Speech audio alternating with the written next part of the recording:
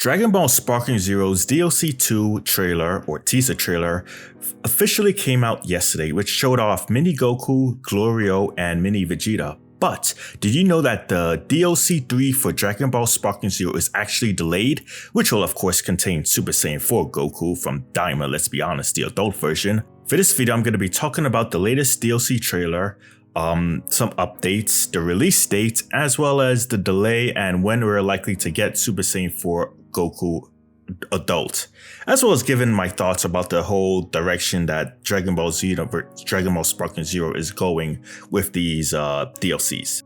First of all, let's go over what the trailer revealed. So we have obviously a base Mini Vegeta, Glorio, and a transforming Goku. So Vegeta obviously is able to go into a Super Saiyan form, Super Saiyan 2 form, and Goku is able to transform with a more unique animation. But the problem I have is, will this version of Goku, like, how are they really going to handle this? Is it going to be a case where the current Goku Daima is just going to be just the same as, or is it going to be a situation where we're going to have a new base Goku from Dragon Ball Daima that can transform into Super Saiyan 1 and potentially Super Saiyan 2 and Super Saiyan 3?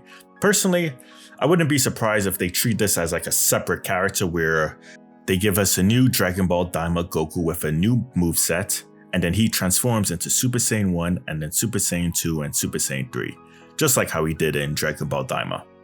The model itself for Glorio looks wonderful. Actually, I think it looks really good, and for Super Saiyan Goku, it looks swell. But for Mini Vegeta, just not really a fan of it. Just really not a fan of how he looks, especially in this game, but you know what, it is what it is. Now let's talk about the release date. The release date will be officially in April. So whether it could be in early April or it could be in mid or late April. I hope early to mid-April. For context, DLC 1 for Dragon Ball Sparking Zero actually came out on January 20th, which was a Monday, so I wouldn't be surprised if we get the upcoming DLC on the 21st of April, at least at the latest. I don't see it being any later than that personally, but yeah, who knows. And now let's talk about the delay. So as you all know, Dragon Ball Daima Super Saiyan 4 adult Goku is a thing. We all know it by now. We've all seen the fight between Goku versus King Goma. The fact of the matter is that with the delay of DLC 2, which was originally supposed to come in this month, it's now been pushed to April. And with that means that Steam, they actually recently did a kind of like one of those secret updates where they actually show off the range in which the DLC3 characters will be released. Originally, it was going to be set between April to June, but now it's going to be between July to September. Yeah.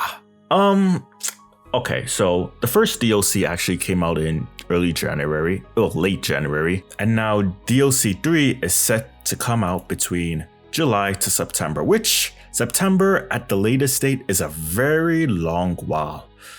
But you know what, I actually would not be surprised if they decide to make September its latest date. Honestly, there's a few things that's kind of like weirding me out, and well, it's the fact that with Dragon Ball Daima, we've only had characters using their Japanese voice and not their English voice for the games. It was actually like that in Legends recently, where Super Saiyan 3 Vegeta from Dragon Ball Daima doesn't have an English voice. And we all know Chris Sabat voices him, so there has to be some type of contractual or voice recording or whatever type of issue going on. I'm not gonna lie, I feel like DLC 2 in general is just gonna be a very mid DLC unless they actually manage to secure Super Saiyan 3 Mini Vegeta and Super Saiyan 4 Mini Goku. I feel that both of these characters should actually be in DLC 2 to make it hype, because you know what, yeah, Mini Super Saiyan 4 Goku wasn't the best, but he had a very good transformation. He looked really good. He had one of the best transformation animations in the actual show. So you know what, why don't you just include Super Saiyan 4 Mini Goku and Super Saiyan 3 Mini Vegeta from Dragon Ball Daima into DLC 2, And then for Dragon Ball DLC3, Dragon Ball Daima DLC3, you just have the adult versions of Super Saiyan 3 Vegeta and Super Saiyan 4 Goku. Because by then, you know what, they're at their peak. You know, they sell themselves. And on another note, I feel like there's just so much they could do. Where are the new stages? Where are the constant costumes? Where are the constant updates? It feels like they sold us characters, they sold us all this stuff, and now we just have a very barren game with a mediocre or sometimes even bad story mode at times, besides the what ifs. We have limited costumes, limited customization, but then people want to go by the logic of oh, well, it's a fighting game, so you know what? It shouldn't have that. And yet, how many traditional fighting games have over almost 200 characters? Tell me. Oh, that's right. But hey, you know what? We can use a fighting game excuse for this game, but heaven forbid we get constant costumes and constant updates and DLC, and then that's a problem. Nope. What happens with this community, I feel, is that on one hand, you have people who are just very young and stupid, by the way, usually between 16 to 21, I feel. People are just very edgy, and sometimes very stupid and immature.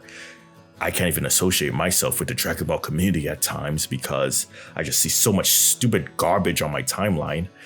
And then you have people who are kind of like, they're in their 30s, late 20s, probably already have seen Dragon Ball from when they were a kid or whatever. They're pretty level-headed, generally, but they kind of have that nostalgia for Tenkaichi, which is why they came here. And then you have fighting game vets who, oh my god, these guys are the most cringy people.